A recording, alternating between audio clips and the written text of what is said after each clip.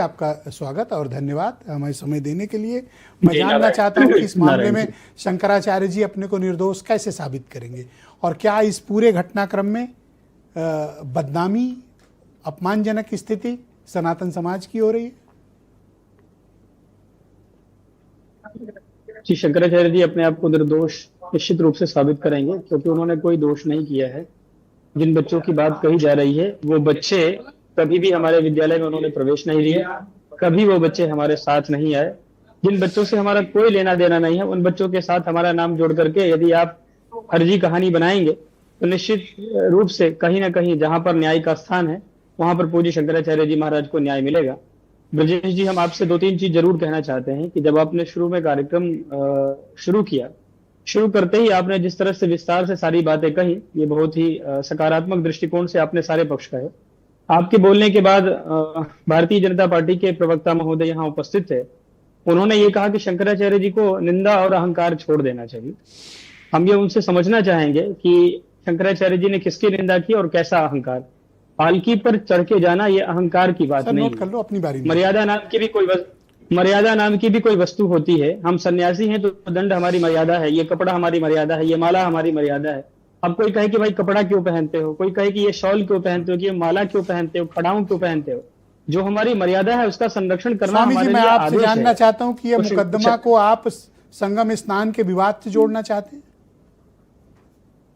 देखिए, पूज्य शंकराचार्य जी महाराज के ऊपर जो जिस तरह से ये लांछन लगाने की कोशिश की जा रही है, वो शंकराचार्य जी के द्वारा जो गौ रक्षा का अभियान किया जा रहा है, जिसके क्रम में 18 तारीख को मौनी अमावस्या के दिन योगी आदित्यनाथ जी के प्रशासन के द्वारा उनको अपमानित किया गया, उनके बच्चों को मारा गया, उनके सामने दंडी सन्यासियों को पीटा गया और आज ये स्थिति समाज के सामने स्पष्ट है।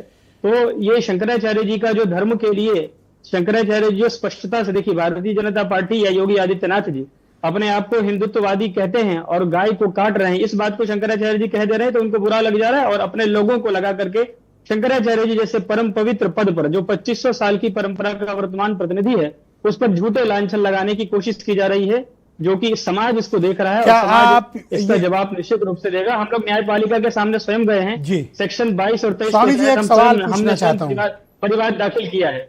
जी, क्या शंकराचार्य जी अग्नि परीक्षा के लिए तैयार हैं?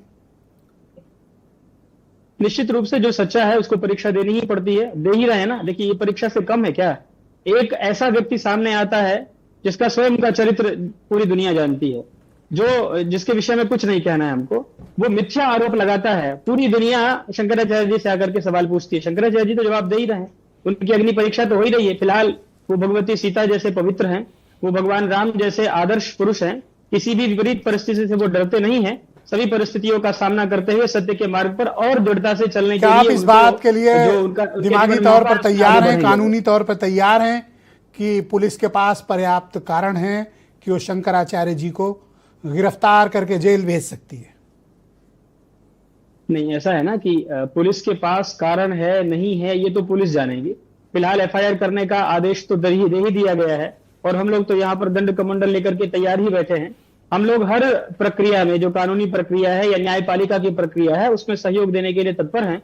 लेकिन जहां तक जिस बच्चे की बात कही जा रही है, हम फिर से स्पष्ट कर दें, उन बच्चों से हमारे मठ का कोई संपर्क संबंध न था, न कभी वो हमारे पास आए, कभी नहीं आए। हमारा नाम उनके साथ, कृपया हमारे साथ जुड़े रहिएगा। हम इस डिबेट को आगे बढ़ाना चाहते हैं। समाजवादी पार्टी